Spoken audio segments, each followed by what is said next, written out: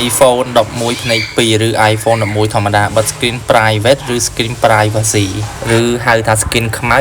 ការពារអ្នកជិតខាងដូចមើលគឺមើលពីឆ្វេងពីស្ដាំមើលអត់ឃើញទេបងប្អូនណាតែបើមើលពីក្រោមមើលពីលើចំឃើញធម្មតាហ្នឹង screen ល្អគឺបែបហ្នឹងបងប្អូនណាមិនមែន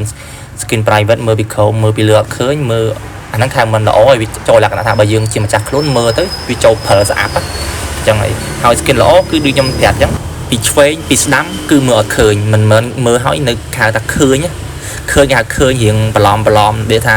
ឃើញតិចអត់ទេគឺ screen ល្អ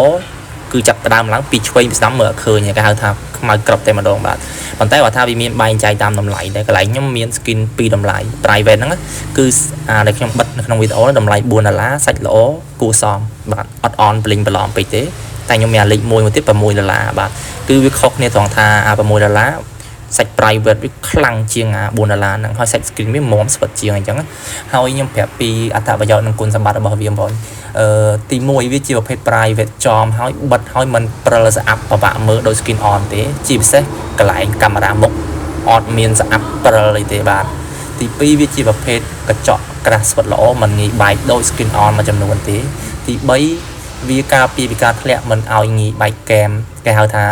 ទី1កែមវាក៏មាំដែរហើយកោវាការពារកញ្ចក់អេក្រង់ឲ្យគ្រាន់បើតាមហ្នឹងដែរអញ្ចឹងណា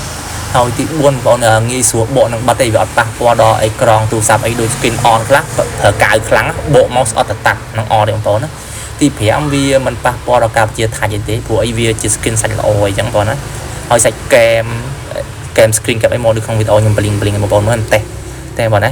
យើង screen ល្អយើងមើលពីឆ្វេងអត់ឃើញណាអត់ឃើញបងប្អូនមិនឃើញយើងព្រិលស្អាប់មើលឃើញអត់ទេហើយ skin ល្អគឺបែបហ្នឹងអញ្ចឹងណាអត់ឃើញទេហើយមើលពីមុខចំគឺថ្លាឆ្វងដូច skin ថ្លាធម្មតាអញ្ចឹង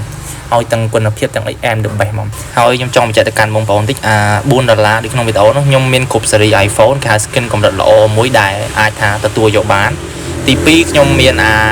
លេខ1ល្អខ្លាំងតម្លៃ$6មានគ្រប់ស៊េរី iPhone ដែរហ្នឹងហើយអរគុណច្រើនសម្រាប់ការមើលវីដេអូនេះបាយបាយ